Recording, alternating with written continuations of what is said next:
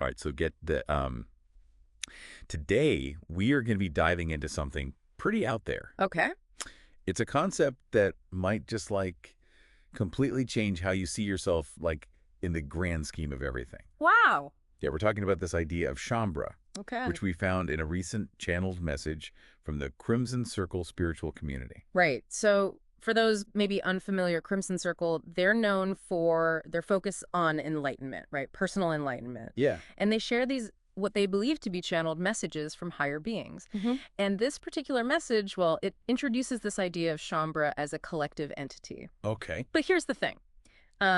It's not like your typical, group that you would sign up for. It's not like you get a membership card or anything. It's described as being composed of individuals on a certain spiritual journey, and they're all connected by this shared energy. Interesting. Almost like a universal hum that you can tap into. So not a club, but like a shared frequency or something. Exactly. Yeah, like a frequency. That's wild. Yeah. It gets even weirder, though. Okay. Because this message, it goes on to describe Shaumbra as the soul of its individual members. Huh. Interesting. Yeah, and that it's like woven together from all these different experiences, Yeah. right?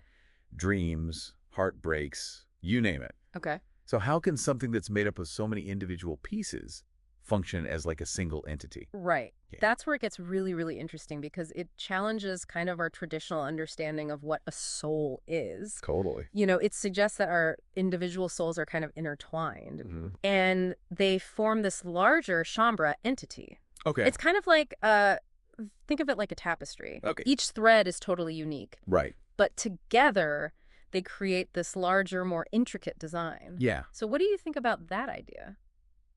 Well, it makes you think about the interconnectedness of everything. Right. Yeah, for sure. But if Shaumbra isn't your typical soul, Yeah. where does it actually exist? Yeah. This message hints that it exists in other realms, Yeah. right? Other realms. Even interacting with what they call ascended masters. Right. So how does that even work? Well, the message claims that Shaumbra exists in these other realms, beyond our typical understanding of space and time.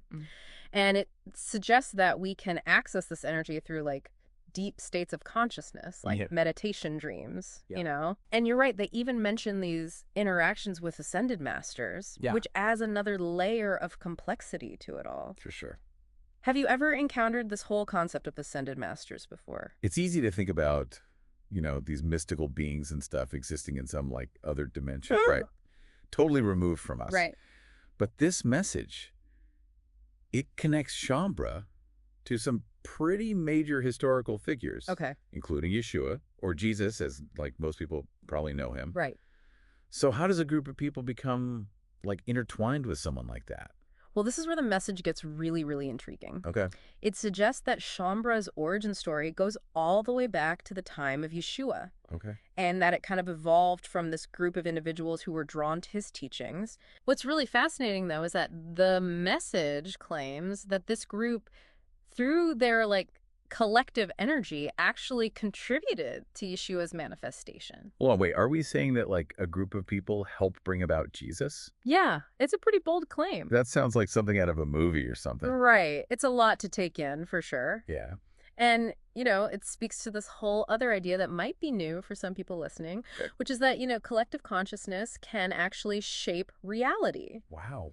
So if we entertain that idea, even just for a second, it makes you think about the potential impact of groups like this throughout all of history. So it's not just about this one person then, but it's about this force that's been active for centuries. Exactly. And the message even suggests that it's an evolving force. It mentions the Gnostics and the Essenes as other examples of groups that may have been influenced by this Shaumbra energy. Interesting. It kind of paints a picture of this entity, not as some static thing, but as something that adapts and changes with the times. That's a lot to take in. Yeah. I mean, we've gone from talking about a collective soul to now potentially shaping major historical events. Right.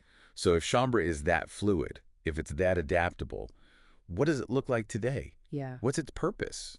In our modern world. Yeah. This message claims to come from the future, which is kind of mind-blowing in itself. Right. But it also begs the question, what does Shaumbra even become? Yeah, what is the big vision? So Yeah. the message describes a future Earth that is completely transformed. Like, imagine a world where love and consciousness are like the main driving forces. Okay. A reality that has been shaped by the collective light of not just Shaumbra, but, others who resonate with this energy. So we're talking like world peace enlightenment on a global scale. Exactly. That's a beautiful idea. I mean, that sounds amazing. It does. But let's be realistic here. How do we even get there from where we are right now? Right. It's not all sunshine and rainbows, right? Yeah. The message does say there could be some turbulent times ahead.